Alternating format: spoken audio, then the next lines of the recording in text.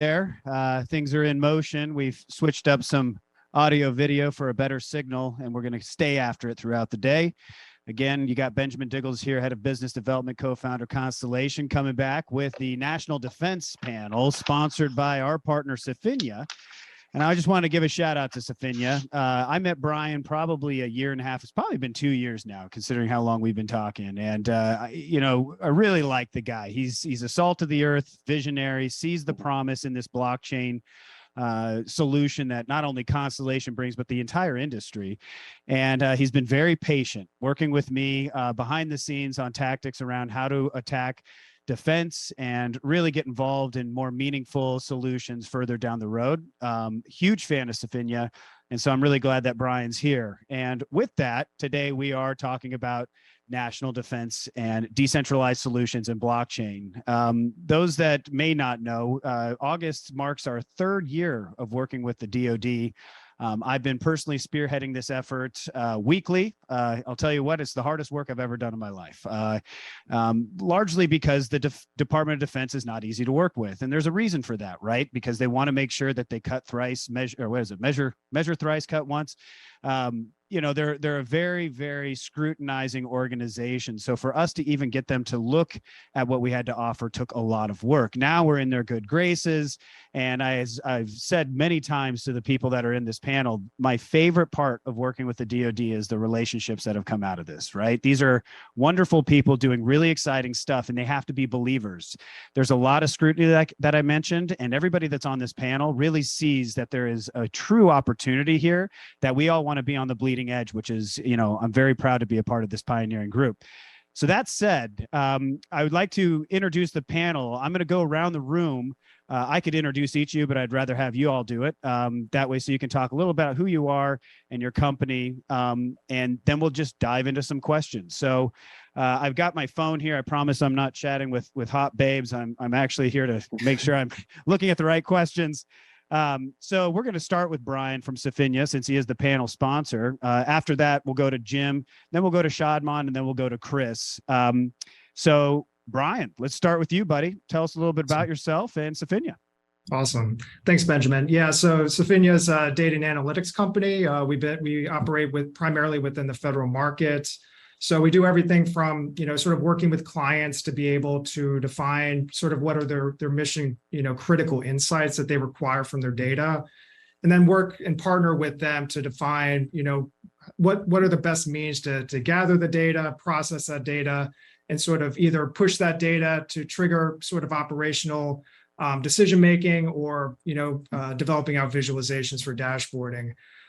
So we've been working, with Benjamin for the last year or so. I think, for us, like blockchain is sort of the next step, I think, for a lot of our clients, and they're certainly actively exploring that. And, with Constellation being a data-driven or data-centric blockchain, it's been a pleasure working with all of them.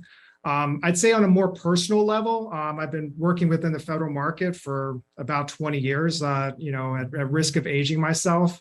Worked with a lot of different clients, U.S. Army, State Department, as well as some of the civilian agencies like NIH. So I have a pretty broad sort of client background. Most of the data that we work with is pretty sensitive, and it's pretty, the data that sort of the systems and the projects we've worked on are pretty diverse, from radar and sensor systems to, the refugee program, as well as visa processing. So it's a little bit about us as well as sort of my background, and I'll shoot it over to Jim.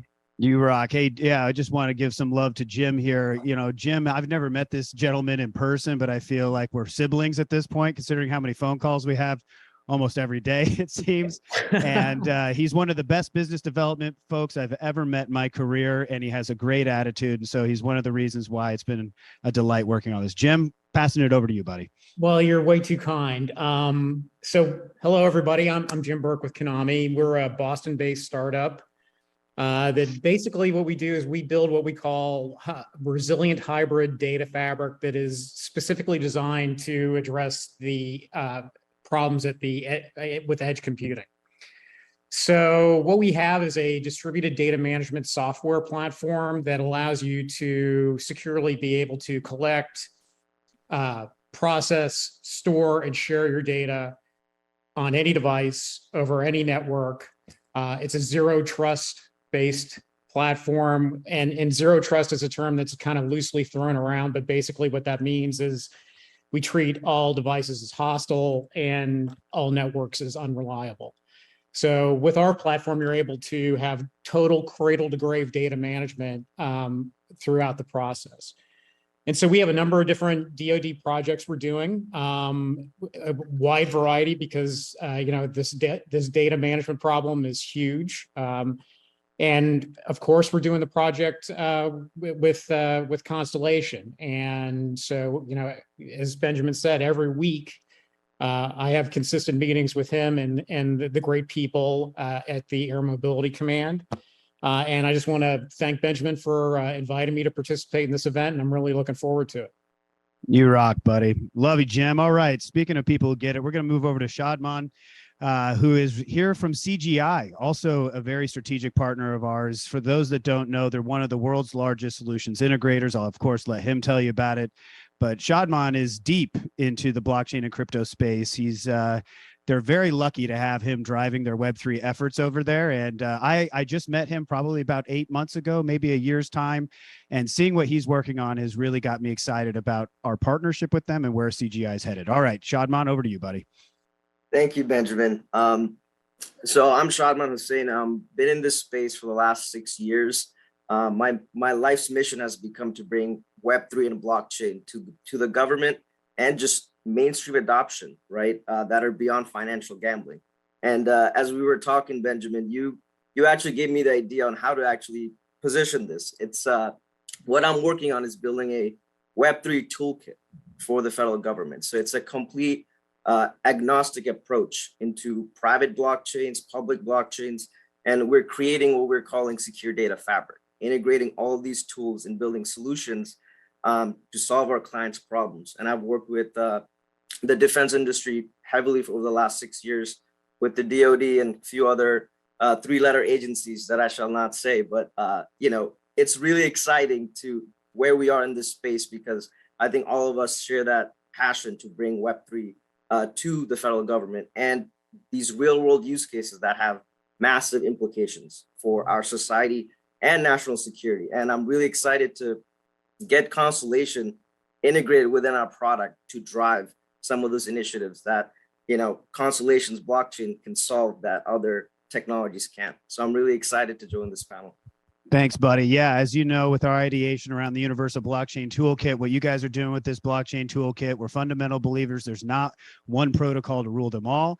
There's room for everybody. I think it should be a full force effort. And so this is another reason why we're strongly supporting what CGI is doing and want to be a part of it. So lastly, I met Mr. Chris Stone here through ETH Denver, and he stole my heart immediately. This is another one of those pioneers that is doing some of the most cutting edge stuff. When I've shown off some of the work he's done to the DoD, they got giddy. They were just like, wow, this is amazing. It just is so great, but we're really kind of freaked out at how to absorb this. So there's a lot of education needed. And Chris also is in Colorado. So he's a neighbor of mine. So Chris, why don't you go ahead and introduce yourself, buddy? Hey, I'm Chris from CS Engineering. Started CS Engineering over 20 years ago. I was a Java developer, was working on satellites and systems of systems for NASA, and it spun out and kind of grew over the years. But what kind of brought me into the blockchain space early, fortunately, was I grew up around the title and escrow industry. If everyone's got a mortgage and knows all the steps and middlemen that are involved in that workflow, when I first heard of Ethereum and smart contracts, I said, oh, this is going to reinvent industries. It's just going to wipe out a lot of middlemen and on and on.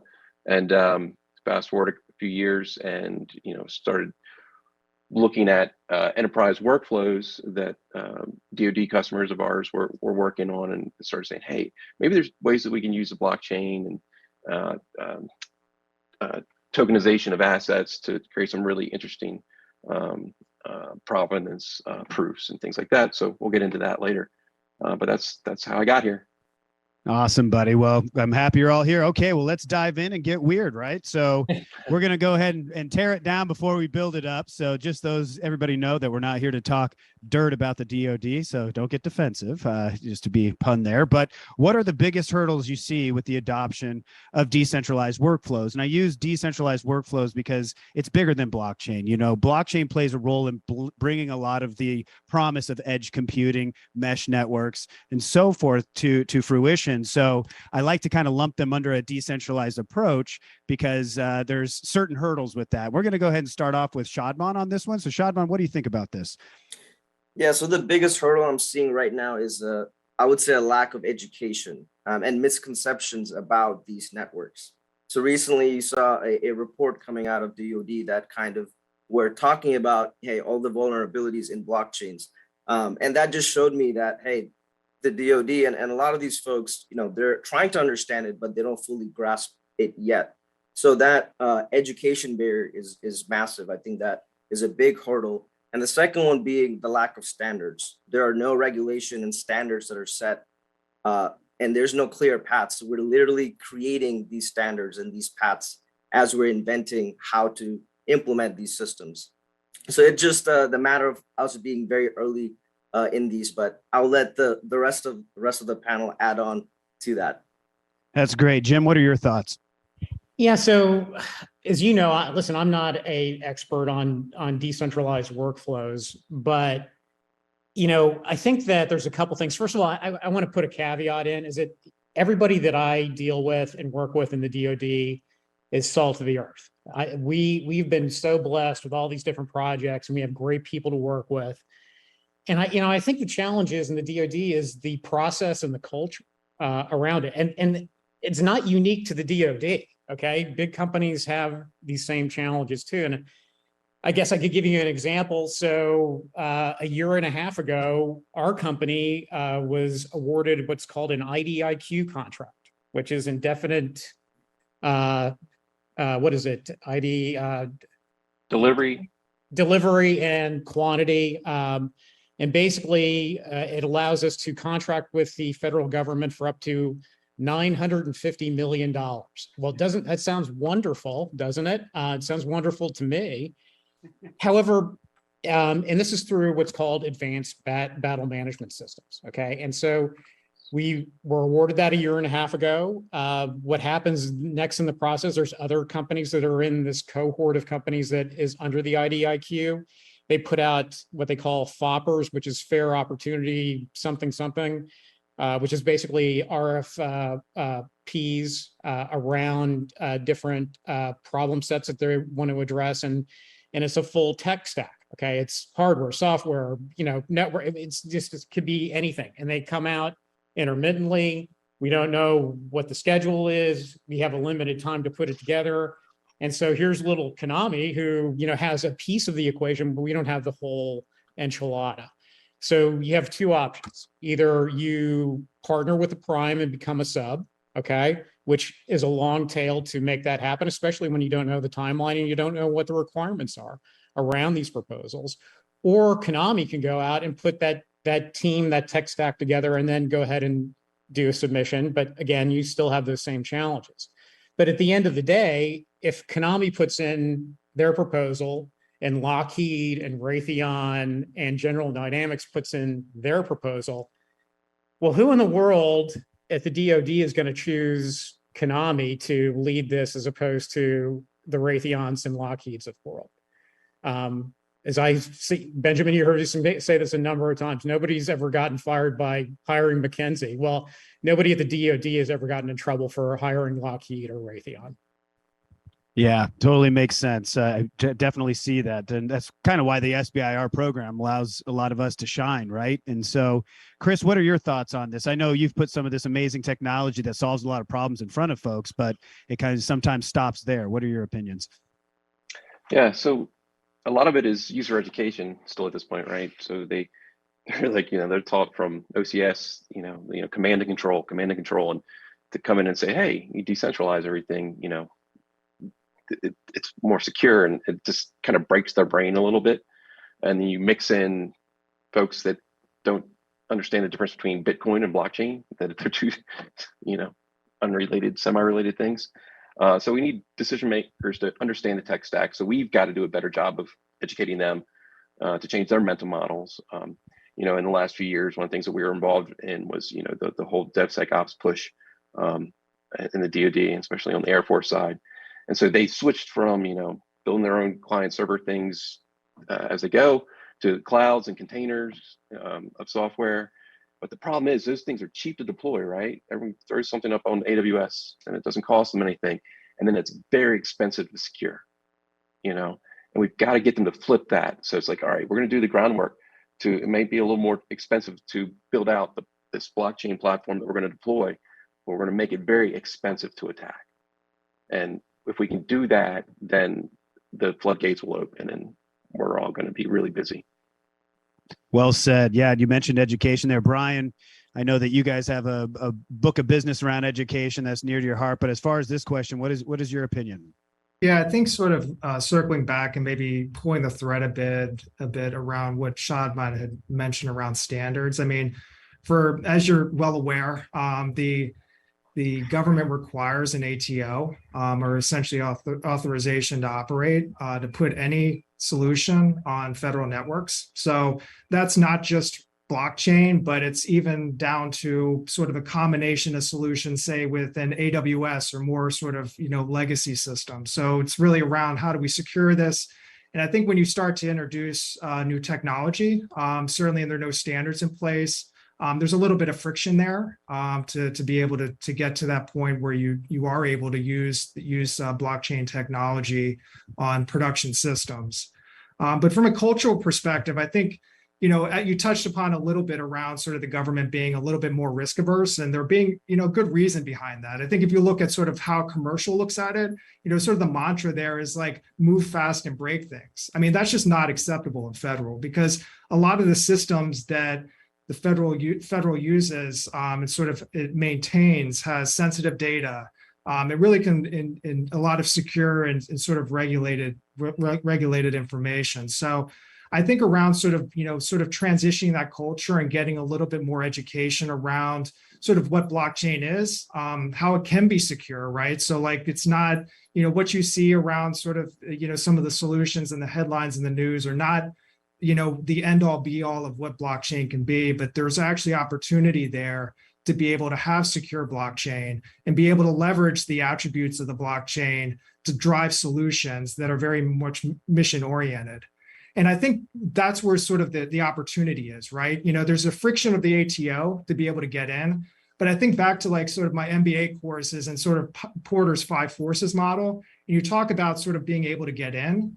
And once you get in and you get past that sort of barrier to entry, there's profound opportunity. And we'll talk a little bit about, in greater detail in the following questions, I know. But I would say that blockchain has become sort of where it was about 3-4 years ago, where it was much more sort of research labs, DARPA, ARPA, discussions around blockchain.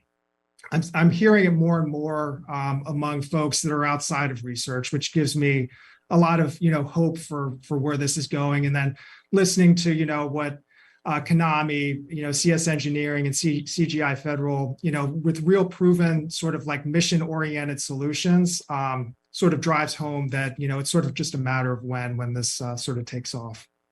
I love it. Yeah, we had a whole list here of DevSecOps maturity, regulation, standards, governance, education, but I do think culture is the one to double circle, right? Like if folks want to really think about a progression that's hard for the DoD to make, just look at what happened with on-premise to the cloud, right? That was a good example of, wow, we have to let go of trust a little bit. We're used to owning all this stuff on premise. Now we have to store it in places that we don't fully understand. We have to be educated on it.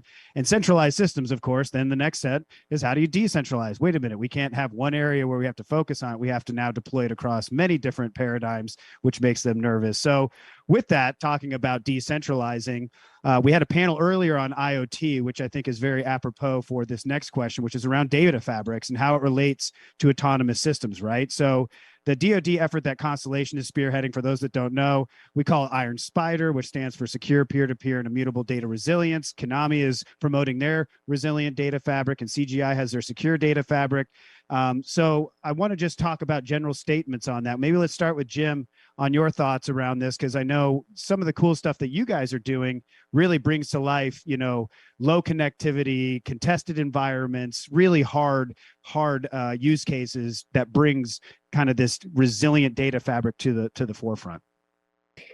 Yeah, so I kind of what I want to do is just kind of do some qualifiers around data fabric, because it's a very loose term that is put out out there all the time. So, because I actually had somebody say to me that they were moving data cloud to cloud and that was their data fabric. Well, that's really not what we do. We can do that, but that's not what we do. So first of all, our solution is designed to address 3 problems simultaneously, and it's data security, data protection, and data availability. So on the security side, we encrypt and fragment. And then those encrypted fragments are then distributed across a network of stores. So as the data comes in, it's instantly encrypted, fragmented, and then stored, encrypted, and fragmented. So it doesn't matter where you store it. It doesn't matter what networks you use to pass it around, because it's only decrypted at runtime by authorized users. And so then there's the data availability piece. So you need to think of our data fabric as kind of like a web of connectivity, because basically what it is we can take advantage of any type of different transmission resources, right down to peer-to-peer. So if there's different devices that are in the group, in the peer group of the data fabric, we can actually hop that data device to device. And we're moving into a world where basically anything that is powered by electricity is going to become a node to be able to collect data, process data, transmit data, or all the above.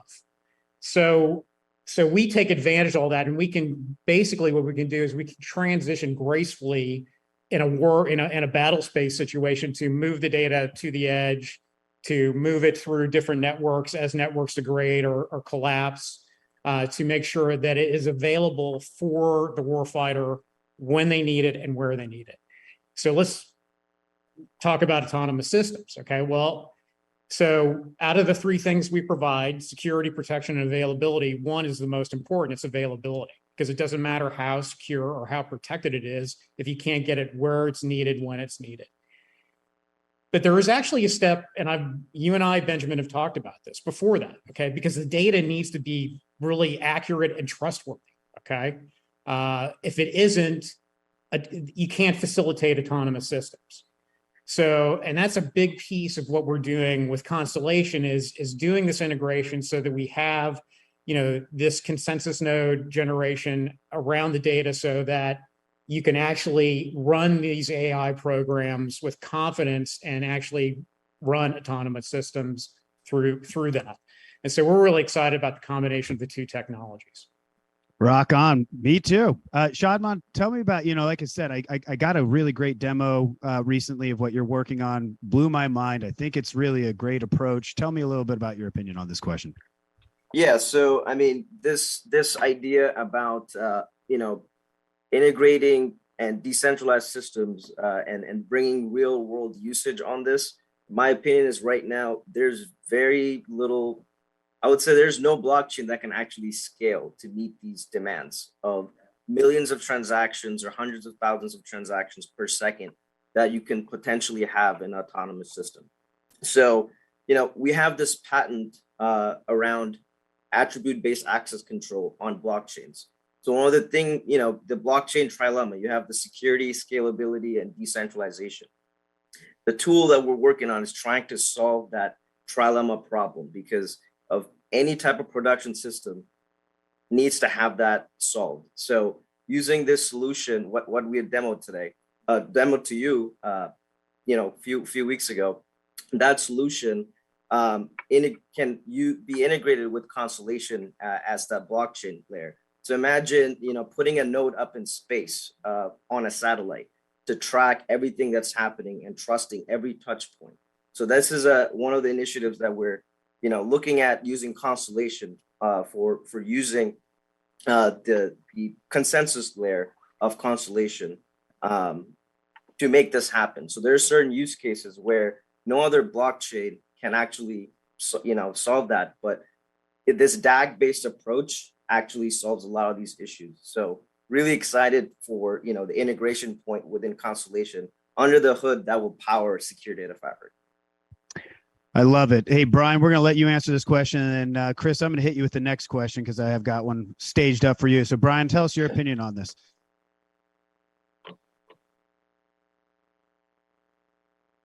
I think in general, and sort of speaking about data mesh in general, I think that, that's become a much more common discussion we've had with folks within the federal market. The reality is that the federal market operates not in siloed data sources, but across, multiple data sets, sort of traditional sort of databases,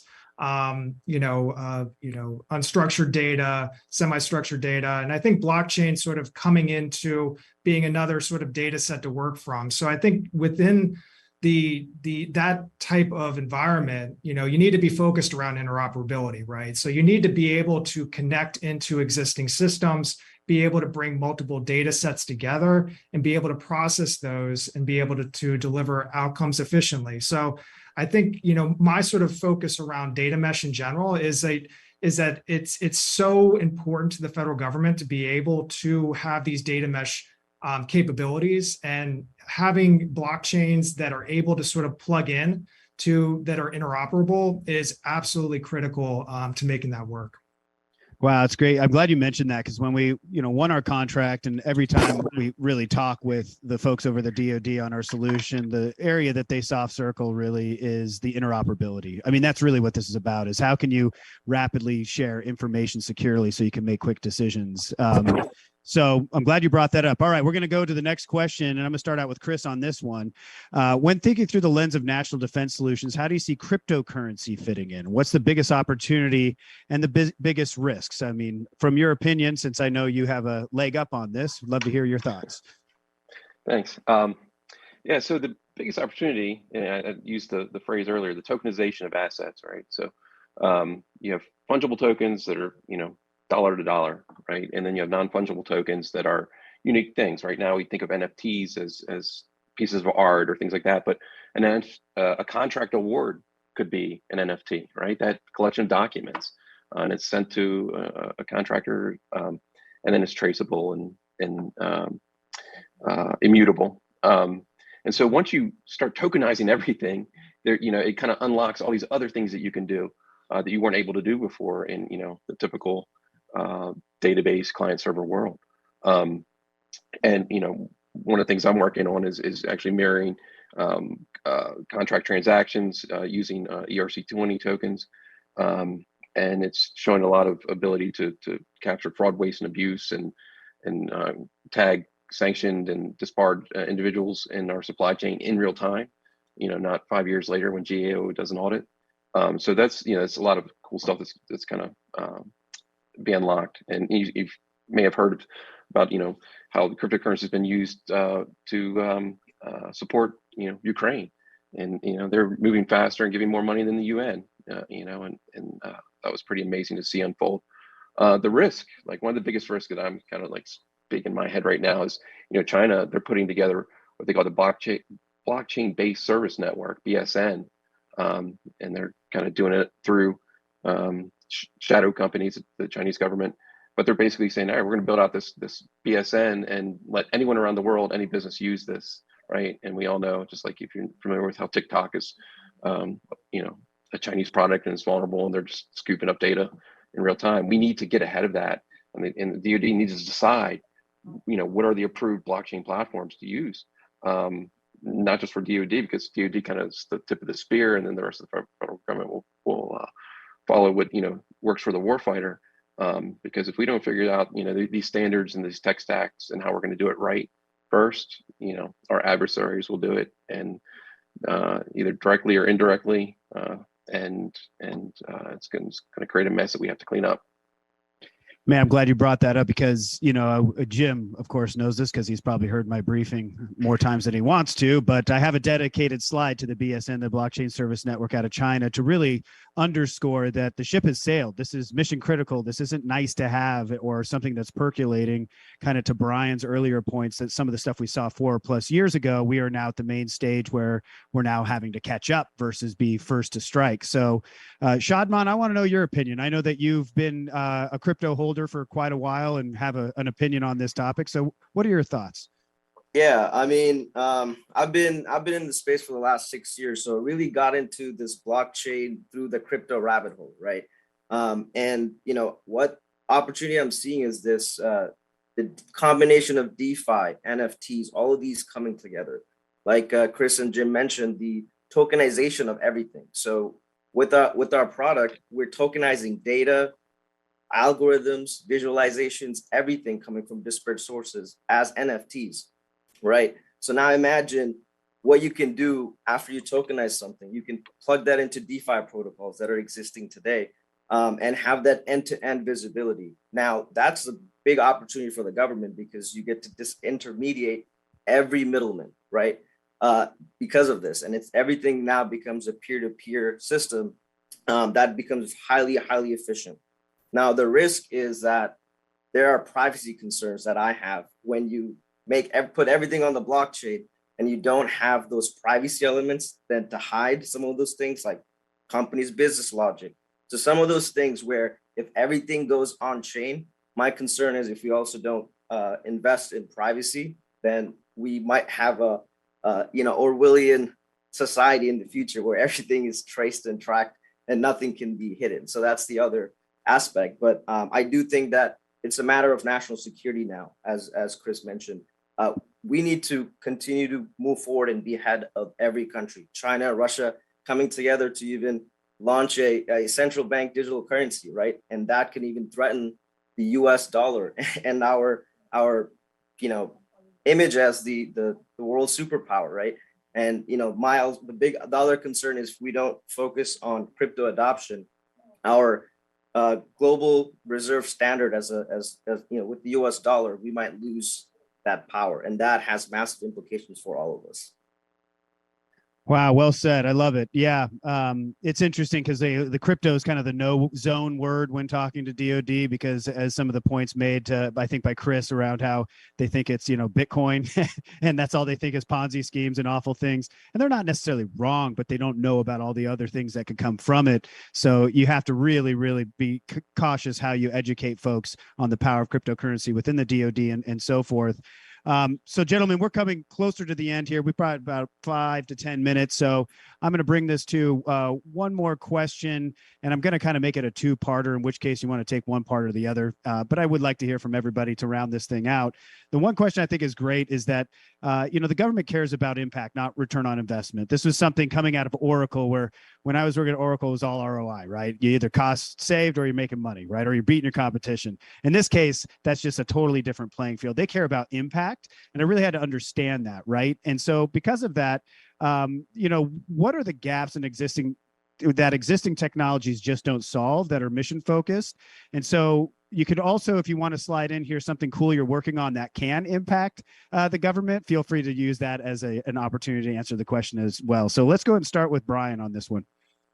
Yeah, I mean, I think, as it relates to identity, I think is a big thing. I think that there are a lot of opportunities around identity within the federal space, particularly us that have gone through sort of the clearance process. I mean, I think, you talk about the OPM hacks. I think blockchain provides a potential solution to be able to, secure people's identity in a much more efficient and effective manner. So I think that's something that we're certainly, looking forward to, exploring with a lot of our clients. I think from a building perspective, I mean, I think our biggest opportunity and sort of what we're working in hard around is around bridging sort of Web 2 and Web 3, right? I think when we're going to be looking at sort of a forward-looking environment within the federal space, I don't think it's going to be an either or, similar to how things are both on-prem and in cloud. I think it's going to be sort of another solution that we can bring into the fray and sort of apply utility where it makes sense with blockchain, while leveraging some of the existing technology where, you know, we have more, you know, effective solutions to be able to solve that. So that's sort of where we're focused. I love it. Great answer. The bridge is such a great example of where we're at right now. Jim, what are your thoughts? Yeah, so, you know, it's been an interesting journey. So I've been doing this for a little over 3 years now, and 2.5 of it really just kind of dedicated to working in the federal space with the DoD. And so, you know, yeah, it is around impact.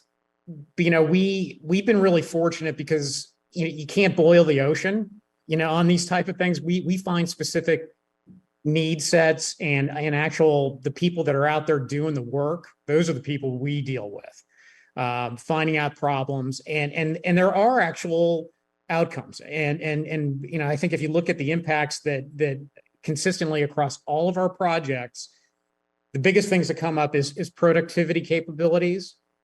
2 would be mission support, and then finally be saving lives. And those are the projects that we have right now. So, for instance, we're doing digital engineering. We're part of you know, a number of different efforts around being able to field aircraft quicker, to move from 25 years down to 2.5 years to do that. And so that's huge. That provides new capabilities, you know, across the board. You know, the same thing with, you know, mission support with combat search and rescue. We have a number of other different things, and with combat search and rescue, it's about saving lives, because they just don't do this for the Air Force. They do it for all the different agencies.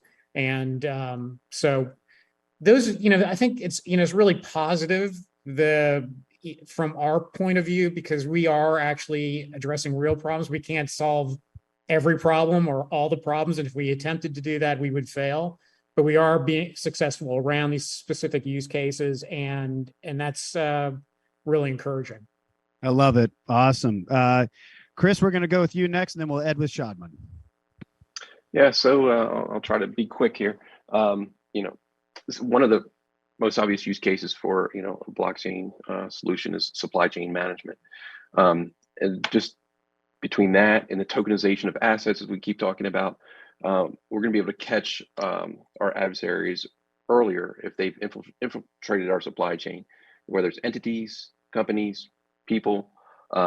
And, you know, to Jim's point, you know, war fighters' lives will be saved. So you talk about Oracle, you know, the ROI thing, you know, in the national defense space. Are you protecting U.S. interests? Are you, you know, protecting our war fighters? And that's like where our headspace has to be. You know, not so much driven by the bottom line. It's those things. That's how they measure things, and that's a different paradigm shift. And that's like kind of once you start working in that space, it's hard to get out of it, because, you know, to me, after all these years, if I had to go work someplace where I was, you know, selling licenses or something like that, just trying to make money every quarter, it would be so alien to me, because, you know, all you care about is, you know, you see, you know, men in uniform, women in uniform, and you're just like, thank them, because, you know, we live in a great place, and, you know, we want to keep it that way. So I love it. We do live in a great place. All right, Shadman, you want to bring us home? Yeah, let's do it. So, I mean, this space has been, you know, all about collaboration at the speed of mission. How do you let DoD defense work with commercial partners, and then maybe universities and parties that don't trust each other? How do you enable to trust the untrusted? And that is truly what I feel like blockchain enables. And, you know, I'm super excited to see this direction going forward, because of the number of agencies and departments that I'm talking to that are excited about, you know, a tool like this, that they can come on at the speed of mission. And that's all this is about. You know, the world is moving so fast. We have the monkeypox, now it's, you know, coming towards a pandemic, right? So, you know, think about how do we collaborate fast, quickly with people we don't trust to stop or prevent things from happening in the first place. So that we're almost at this tipping point, you know, in the hype cycle where things are coming to actual use. And, you know, building something like this is super exciting because you know that this will save lives and potentially keep our country the way it is, and keep us at, you know, at #1 spot, the best place to live. The best place to live, ladies and gentlemen. You heard it here. I completely agree. So, Shadman, Jim, Chris, and Brian, I sincerely appreciate you, gentlemen. I'm glad we have a relationship. Working with you is amazing. And I believe this unlikely group of folks that have come together, because blockchain is a team sport, to solve these issues is going to be paramount. So I want to thank this panel. We are going to be taking a break, so feel free to take a bio break, whatever you need. We're going to be back on with our CEO, Ben Jorgensen, to talk about core updates here. I don't know, maybe in a few minutes, 5 minutes, 10 minutes. I don't know exactly how long it is going to be, but hold on to your seats and we'll be right back here with Constellation's HyDef conference. Thank you, gentlemen, so much. Thanks.